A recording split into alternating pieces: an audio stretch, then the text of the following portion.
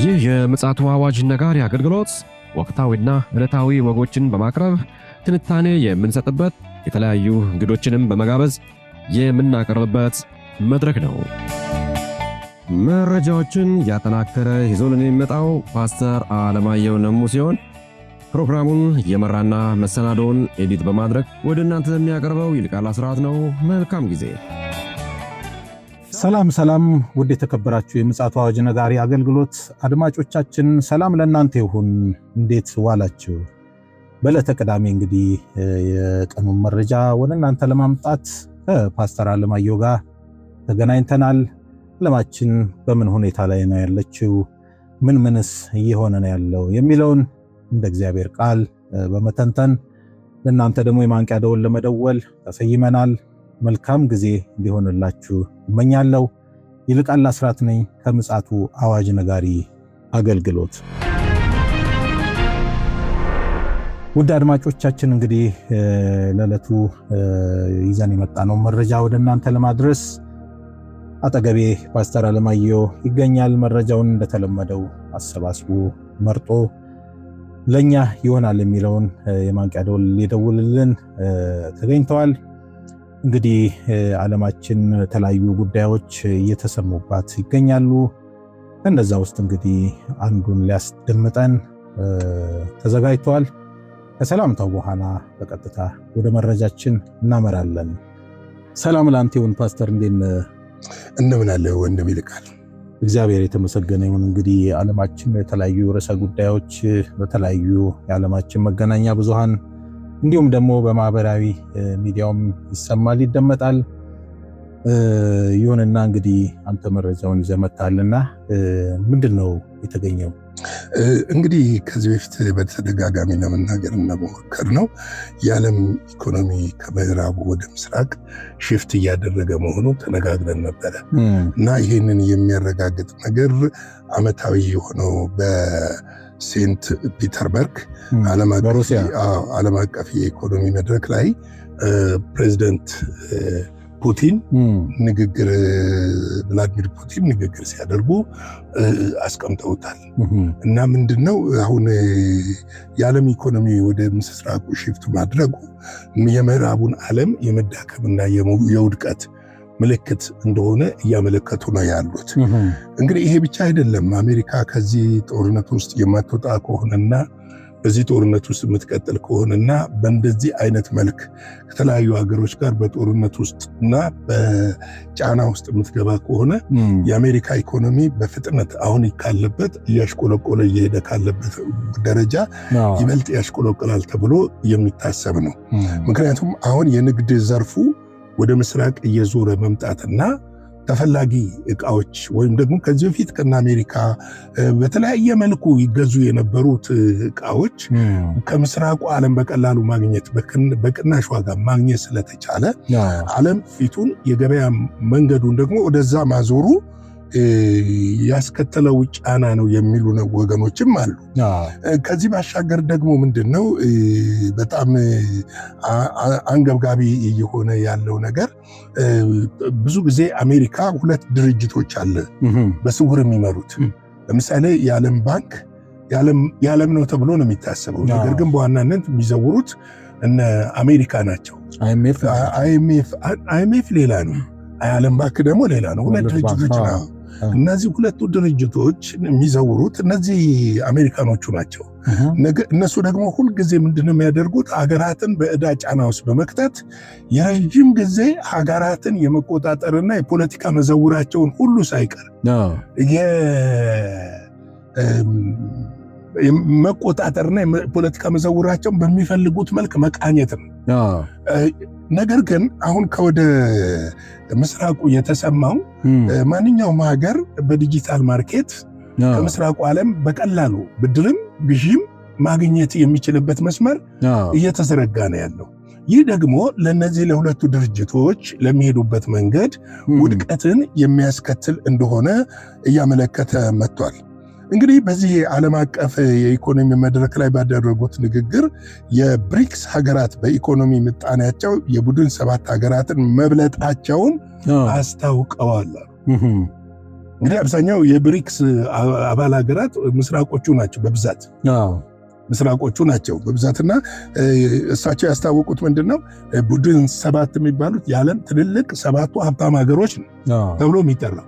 ነገር ግን አሁን የብሪክስ ስብስብ የቡድን 7 ሀገራትን ጂዲፒ በጥፍ እየበለጡ ነው ያሉት።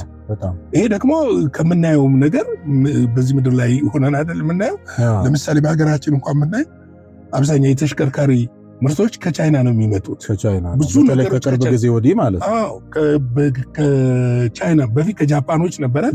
ነገር ግን አሁን አብዛኛው ከቻይና እየሆነ ነው የመጣው። እቃዎች ከቻይና እየሆኑ ነው የመጣው። በተለይ ኤሌክትሪክ መኪናዎች አውሮፓም ላይ ስትመለከት አብዛኛውን የቻይና ምርት ነው። እስከ ካናዳ ድረስ ኤዥያም ስትሄድ ራሱም አሜሪካ ገበያ ላይ የቻይና እቃዎች ናቸው ያሉት። አሁን ደግሞ ምንድነው እንግዲህ ታዳጊ ሀገራት በዓለም አቀፍ የኢኮኖሚ መድረክ ላይ ያላቸውን ሚና ከጊዜ ወደ ጊዜ እያደገ መምጣቱንና የጠቆሙት ፑቲን በተቃራኒው ደግሞ ምዕራባውያን ኢኮኖሚ ድርሻ እያሽቆለቆለ መሆኑን ገልጸዋል ይላል። እያሽቆለቆለ መሆኑን ገልጸዋል። ይሄ እውነት ነው። ለምሳሌ በቅርቡ አሜሪካ ጫና ስትደረግባቸው አውሮፓውያን ወዴት ነው ያመሩት? ቀጥታ ፊታቸውን ወደ ቻይና ነው የሄዱት። ምክንያቱም አሁን በተለይ እንግሊዝ የውስኪ ምርቷን በከፍተኛ ታሪፍ ስለተጣለባት በቀላሉ በአነስተኛ ታክስ ቻይና ውስጥ የቻይና ገበያ ደግሞ ሰፊ ገበያ ነው። አጠቃላይ የምስራቁ ገበያ ፖፑሌሽኑ ወደዛ ስለሆነ ያለው ሁለቱ ሀገሮች ብቻ እኮ የዓለምን ግማሽ ሊይዙ ምንም አልቀራቸውም፣ ህንድና ቻይና። ግልጽ እኮ ነው ፓስተር። ተፈጥሮ እንኳ ከምስራቅ ለሚመጡ ነገስታት አይደለም የሚለው ተፈጥሮ እንኳ ምቹ እየሆነ ነው ያለው ለነሱ። ስለዚህ ምንድነው ፑቲን በተቃራኒው የምዕራባውያን ኢኮኖሚ ድርሻ እያሽቆለቆለ እየመጣ ነው ያለው። ራሳቸው እንደውም ፕሬዚደንት ዶናልድ ትራምፕ በአንድ ወቅት በኔቶ አባል ሀገሮች ላይ በአውሮፓውያኖች ላይ ተናደው በሁለተኛ ዓለም ጦርነት የተዋጋችሁበትና መድፍ ታንክ ይዛችሁ ቆማችሁ የቀራችሁ ነው ያሏቸው። እና ቴክኖሎጂው እየፈጠነ እየሄደ ነው። እንግዲህ ጂዲፒውን እሳቸው ሲያስቀምጡት ምንድነው ያሉት? ባለፉት 5 ዓመታት የታየውን የዓለም አቀፍ አጠቃላይ የሀገር ውስጥ ምርት ጂዲፒ እድገት ብንመለከት ከግማሽ የሚጠጋው ወይም 49% ያበረከቱት የብሪክስ ሀገር ሲሆኑ የቡድን 7 ሀገራት አስተዋጽኦ ደግሞ ግን 18% ነው ብቻ ነው። ምን ያህል እየሄደ እንደሆነ ዓለም ሽፍት እያደረገች እኛ የምንናገረው መረጃ አልባ ሆነን አይደለም፣ መረጃዎች ይዘን ነው እየተናገርን ያለው። ዓለም ምን ያህል ኢኮኖሚው ሽፍት እያደረገ እንደመጣ 18% ማለት እኮ በፊት ትንሽዬ እኮ ነው። የሰባቱ ዓለም ሀብታማት አገራት የተባለ 18% ነው ከዓለም ውስጥ ምን ያለው። የነዚያ እኮ 49% ነው። በቀጣይ ደግሞ ይህም 18% እየወረደ ወደ 10% ሊደርስ ይችላል። እና እነዚህ ነገሮች የሚያሳዩት ነገሮች አሉ እና በመቶ ብቻ መሆኑን ፕሬዚደንቱ በንግግራቸው አብራርተዋል። የመግዛት አቅምን መሰረት ባደረገ የዓለም አጠቃላይ የሀገር ውስጥ ምርት ስሌት የብሪክስ ድርሻ 40% ሲደርስ የቡድን 7 አገራት ድርሻ ግን 29% ብቻ መሆኑን ተመልክቷል። የመግዛት አቅም ታዳጊ ሀገሮችና እነዚህ በምስራቅ ያሉ ሀገሮች እያደጉ እየመጡ ስለሆነ የመግዛት አቅማቸው እየጨመረ ነው የመጣው። የአውሮፓውያን የመግዛት አቅም ግን እየተዳከመ መምጣቱን የሚያመለክት ነው። ብሪክስ ቡድን 7 በኢኮኖሚ አቅም የገለጠው ገና ከ2020 መሆኑን ያወሱት ፑቲን አሁን ላይ ልዩነቱ እየሰፋ መምጣቱን እና ወደፊት ብሪክስ በላቀ ሁኔታ እድገት እንደሚያስመዘግብ ተንባዮች አስቀምጠዋል። ይሄ እውነት ነው። እንግዲህ አንዱ የዓለም ስርዓት መለወጥ፣ የዓለም ስርዓት ከምዕራቡ እጅ ወጥቶ ወደ ምስራቅ ሽፍት አደረገ ማለት የዓለም የክርስቶስ ኢየሱስ ምጽአት ወይም የሐሰተኛው አውሬ ንግሰት ፈጠነ ማለት ነው። ምክንያቱም መጽሐፍ ቅዱስ የሚናገረው እነዚህ ጃይንት የሆኑ አስፈሪ የሆነው ሰራዊት የሚጎደፍረው ሰራዊት የሚመጣው ከወዴት ነው ይላል? ከወደ ምስራቅ ነው የሚለው። ምንም ጥያቄ። እንግዲህ ይሄ የኢኮኖሚ የበላይነትንም መጨበጥ የዓለምን ቁልፍ እንደመያዝ ይቆጠራል። ያ ነው ትልቁ ነገር መሆኑን ያወሱት ፑቲን አሁን ላይ ልዩነቱ እየሰፋ መምጣቱንና ወደፊት ብሪክስ በላቀ ሁኔታ እድገት እንደሚያስመዘግብ ትንበያዎች አስቀምጠዋል። በአማካኝ የቡድን 7 ሀገራት በ101 ነጥብ ወይም 1% ሲያድጉ የብሪክስ ሀገራት ግን 4% 3 እጥፍ ማለት ነው 4% በላይ እድገት እንደሚያሳዩ እና ይህ አዝማሚያ እንደሚቀጥል ተናግረዋል። የሚገርም ነው በጣም። እኔ በጣም ነው እየገረመኝ ነው። ግልጽ እኮ ነው። አዎ። እና ለምሳሌ ያቀረቡትን ነገር ላሳይ። አንድ ፑቲን ህንድ በዲጂታል ኢኮኖሚ ዘርፍ ያላትን ሚና በተመለከተ በሰጡት ማብራሪያ ህንድ ከዓለም የሶፍትዌር ገበያ ከፍተኛውን ድርሻ በመያዝ በመረጃ ቴክኖሎጂ ኢንዱስትሪ ቀዳሚ ተዋናይ መሆን መስክረዋል። ከ2009 በብራዚል፣ ሩሲያ፣ ህንድ እና ቻይና የተመሰረተው ብሪክስ ቆይታ ብሎ ደቡብ አፍሪካን በ2024 ደግሞ ግብፅ፣ ኢራን፣ ኢትዮጵያንና የተባበሩት አረብ ኤሚሬቶችን እንዲሁም በ2025 ኢንዶኔዥያን በማካተት አሁን ላይ 10 ሙሉ አባላት አሉት። ተባባሪ አባላትም ጨምሮ 20 ሀገራት በአቀፈ የያዘውን ይህንን ስብስብ ዘንድሮ በሊቀመንበርነት እየመሩ የምትገኘው ህንድ ናት። የፑቲን አስተያየት የተደመጠው ብሪክስና ምዕራባውያን ኢኮኖሚ ያላቸውን ውጥረት በቀጠለበት ወቅት ነው። ሁለቱ ጋር ያለው ውጥረት አለ። ለምንድነው በሂደት አሁን የሩቅ ምስራቅ ሀገራትም መጠቃለላቸው አሁን እንደ ኢትዮጵያ ላይ IMF እና የመሳሰሉት ወርልድ ባንክ ለምንድነው ጫና የሚያደርጉብን? ለምሳሌ የኛ ብር ለምንድነው እንዳይሽቆለቆል ማድረግ የፈለጉበት ምክንያት ግልጽ ነው። ለምሳሌ እድገታችን እንዳይፋጠን ነው። መዘውሩ መያዝ ይፈልጋሉ። ምዕራባውያን ሁልጊዜ የታዳጊ ሀገሮች መዘውር ይዘው እንደፈለጉት ሊቃኟቸው ኢዲዮሎጂያቸውን እንኳን ሳይቀር አስገድደው እንድንቀበል ይፈልጋሉ በብድር። ለዚህ እኮ ነው አንድ ሀገር በኢኮኖሚ ራሷን ካልቻለች፣ በምግብ ራሷን ካልቻለች፣ በመድኃኒት ራሷን ካልቻለች፣ ህዝቧ ላይ ሰርታ የህዝቧን ኑሮ መለወጥና ማሻሻል ካልቻለች ለምዕራባውያን ባሪያ መሆንህ የማይቀርም። ስለዚህ ይሄ ጥምረት እያደገ የሚመጣ ከሆነ የዓለም አስጊው ጥምረት የሚሆነው ይሄ ጥምረት እንደሆነ ልናውቅ ያስፈልጋል። ከዚህ ቀደም የአሜሪካ ፕሬዚደንት ዶናልድ ትራምፕ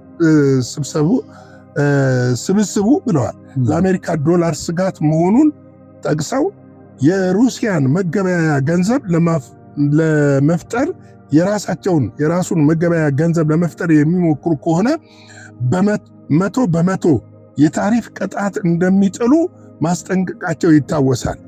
አሁን ላይ ይህንን የሚፈራ ያለ አይመስለኝም። ለምን መሰለ? ሀገሮች በዚህም ሆነ በዛ ከአሜሪካ መንግስት ጫና መውጣት ይፈልጋሉ። እውነት ነው። ጫና መውጣት ይፈልጋሉ። ከምዕራባውያን ጫና መውጣት ይፈልጋሉ። እኩል እንደ ሀገር ቁጭ ብለው ማውራት ይፈልጋሉ። እኩል እንደ ሀገር መደራደር ይፈልጋሉ። ይህንን ለማድረግ ደግሞ ኢኮኖሚክን ማሳደግ አለብህ። ይህንን ለማድረግ አሁን ያለህን ህዝብህ ላይ መስራት አለብህ። የህዝብህን የምግብ ፍላጎት ማሟላት አለብህ። የህዝብህን የመኖሪያ ቤት ፍላጎት ማሟላት አለብህ። ህዝብህን ከያዝክ አንድ መሪ ማሸነፍ ትችላለህ። እውነት ነው። ህዝብህን ከያዝክ፣ ምክንያቱም ቀላሉ ነው መውጣት የምትችለው። ፑቲን በበኩላቸው ምዕራባውያን በሚጥሉት የአንድዮሽ ማዕቀብ የዓለምን ኢኮኖሚ እያዳከሙ ነው ሲሉ ከሰዋል። በሩሲያ ላይ የተጣለው ማዕቀብ እና የታገደው ሀብት ክምችት የዶላርና የዩሮ ዓለም አቀፍ ተአማኒነትን በሚቀለብስ ሁኔታ እንደጎዳው ገልጸዋል። ልክ እንደ ሩሲያ ማንኛውም ሀገራት በዶላር ወይም በዩሮ ካለው ሀብት እንዲሁም ከምዕራባውያን የፋይናንስ ስርዓት ሊገላገል እንደሚችል አስጠንቅቀዋል። ደስ ይላል። ከነሱ የኢኮኖሚ ጫና ተጽዕኖ መቀላቀል ማለት በጣም ታውቃለህ፣ የእኛን ሀገር እንዳታድግ ካደረጉት አገራቶች አንዱ ምዕራባውያኖች ናቸው። ምክንያቱም ህዝቡ ሰርቶ እንዳያድግ ተጽዕኖ ማድረግ በዕዳ በብድር በምን ተጽዕኖ ያደርጋሉ። እና እኔ ብዙ ጊዜ ይቅርታ አድርግልኝና አሁን የአይኤምኤፍ ዳይሬክተር የዓለም ገንዘብ ዳይሬክተር እዚህ ሀገር ሲመጡ አልወድም። እነሱ ለራሳቸው እንጂ ስለ ህዝብ ሀሳቢም ሊሆኑም ተቆርቋሪ ሊሆኑ አልችልም። ማናቸው ስለ እኔ ሊቆረቆሩ የሚችሉ ስለአንተ ስለ ኢትዮጵያ ገበሬ ሊቆረቆሩ የሚችሉት ማናቸው? እነሱ የሚፈልጉት አንተን በስውር ቅኝ አገዛዝ ውስጥ መጣል ነው የሚፈልጉትና እንግዲህ ከፍተኛ ሀገራዊ ዕዳ መጠን እና የዓለም አቀፍ ኃይል ሚዛን መለወጥና የምዕራባውያን ተቋም ላይ ያለውን እምነት እየሰጠ መሆኑን የገለጹት ፕሬዝደንቱ አሁን ለሚታየው የዓለም አቀፍ ቀውስ ዋነኛ ምክንያት ጥቂት ሀገሮች ብቻ ከሚያገለግል መዋቅር ወደ ተደራራቢ እና ባለብዙ ዋልታ ስርዓት እየተደረገ ያለው ሽግግር መሆን አብራርተዋል። ሩሲያ ይህንን ዓለም አቀፍ ለውጥ እንደ ስጋት ብቻ ሳይሆን እንደ ትልቅ ዕድል እንደምትመለከተው እና ይህንንም በፍጥነትና በተግባር ለመጠቀም እንደምትሰራ አረጋግጠዋል ይላል። እንግዲህ ወገኖቻችን ወደ መቋጫው ልምጣ። ሀሳቡ በጣም ሰፊ ነው። ሌላ ጊዜ በዚህ በኢኮኖሚ ዘርፍ ላይ በደንብ እናወራበታለን። እንግዲህ ዓለማችን ባለፈው ነግሬያቸዋለሁ።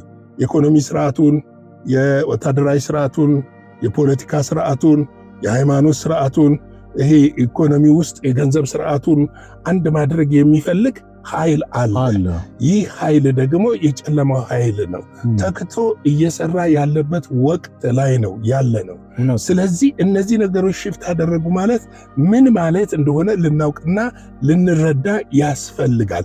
ስለዚህ መጸለይ አለብን። ህዝባችንን ማስተማር አለብን። ለሀገራችን የባለን ጸጋ ባለን ነገር ኮንትሪቢዩት ማድረግ አለብን ማለት እወዳለሁ። የጌታ ጸጋ፣ ሰላም፣ ምሕረት፣ ቸርነት ይብዛላችሁ። ሻለው ጌታ ኢየሱስ አብስቶ ይባርክ። ፓስተር፣ እውነት ነው። እንግዲህ ጠላት ሰይጣን ኢኮኖሚን በመጠቀም የሰው ልጅን መጨቆን፣ መግዛት እንዲሁም ደግሞ ለሚገዙለት ለሚሰግዱለት ደግሞ ምንድነው ወሰን የሌለው ነገር በማድረግ ከእግዚአብሔር መንግስት በተጻራሪ መቆምን ብዙ ጊዜ ይፈልጋልና ስለዚህ ይሄ ሂደት በአብዛኛው ከጠላት ሰይጣን እንደሆነ እናምናለን። ደግሞም የመጨረሻው ዘመን ላይ ይሄ ነገርም እንደሚመጣ እግዚአብሔር ቃልም ይናገራል። ወደፊት ደግሞ መሸጥ መለወጥ የማንችልበት ደረጃ እንደምንደርስ ሁሉ እግዚአብሔር ቃል ይነግረናልና ከምን ጊዜውም በላይ መንቃትና መዘጋጀት አለብን የሚል የቀኑ መልእክታችንን ወደ እናንተ እናደርሳለን። ውድ አድማጮቻችን እንግዲህ ለዕለተ ቅዳሜ የቀን መረጃችን ይህን ይመስላል። በምሽቱ ፕሮግራማችን ደግሞ የቀጥታ ስርጭት አለ በልዩ አጀንዳ ወደ እናንተ ከምሽቱ 12 ሰዓት ላይ እንገናኛለን። እስከዚያው ድረስ የእግዚአብሔር ምሕረት፣ ቸርነት፣ ጥበቃ እያንዳንዳችን ጋር ይሁን። ሻሎም። ለዛሬ ይዘን የመጣነው ወቅታዊ መረጃ ይህንን ይመስል ነበረ። በሌላ ጊዜ በሌላ መሰናዶ እስከምንገናኝ ሰላም ለእናንተ ይሁን።